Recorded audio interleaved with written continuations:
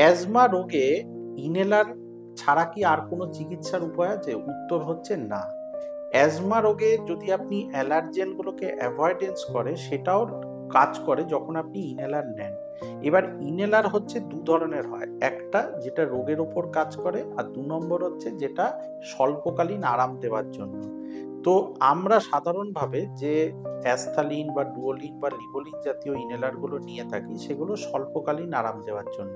কিন্তু দীর্ঘকালীন আপনাকে যদি আরাম দিতে হয় তখন হচ্ছে আপনাকে যে ইনহেলারগুলো নিতে হয় তার মধ্যে স্টেরয়েড থাকে।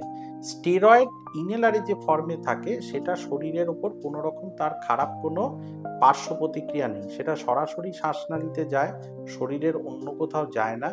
যদি আপনি মুখটা ভালো করে কুলকুচি গার্গেল করে নিন তার কোনো রকম পার্শ্ব প্রতিক্রিয়া থাকবে না, শুধুমাত্র মুখে ঘা হতে পারে এবং গলার স্বর বসে যেতে পারে।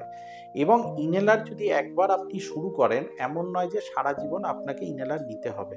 ইনহেলার সারা জীবন নিতে হতেও পারে, নাও হতে পারে। অ্যাজমা রোগীদের আমরা সাধারণভাবে আস্তে আস্তে ইনহেলারটাকে কম করার চেষ্টা করি এবং চেষ্টা করি যতটা কম ডোজে ইনহেলারে যতটা ভালো রাখা যায় রোগীকে। ৩ মাস অন্তর অন্তর আমরা ডোজটাকে কমাবার চেষ্টা করি এবং চেষ্টা করি যতটা কম ডোজ বা বন্ধ করেও দেখা যায় কিনা। কিন্তু যদি আপনাদের প্রশ্ন থাকে আমি সারা জীবন ইনহেলার নিচ্ছি তাতে কি আমার কোনো অসুবিধা হবে? অসুবিধা কিছু হবে না। সারা জীবন ইনহেলার নিলেও তার পার্শ্ব প্রতিক্রিয়া বিরাট কিছু নয়। ইনহেলার নিলে কি নিউমোনিয়া বাড়ে? ইনহেলার নিলে নিউমোনিয়া সাধারণভাবে দেখা গেছে বিরাট কিছু নিউমোনিয়া সম্ভাবনা বাড়ে না।